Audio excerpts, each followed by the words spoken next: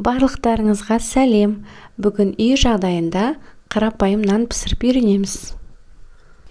Бізге алдымен керек 1 килограмм ұн және 1 ас қасық ашытқы барлығын араластырамыз. Одан кейін 1 қасық тұз саламыз және жақсылап араластырамыз. Достар, каналымызды қолдау мақсатында подписаться кнопкасын басуларыңызды сұраймыз және поделиться кнопкасын басып, WhatsApp чаттардан бөлісулеріңізді сұраймыз. Қолдауларыңызға рахмет. Ары қарай 1 кішкене қасық қант саламыз және жақсылап ұнмен араластырып шығамыз.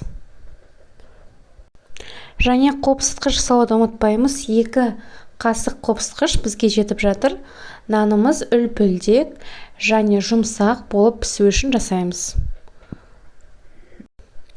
Және қайнаған жылы 2 кружка сумен осы ұнды араластырып илейміз. Және 1 ас қасық өсімдік майын, яғни су май құюды ұмытпаймыз. Бізге 1 ас қасық жеткілікті.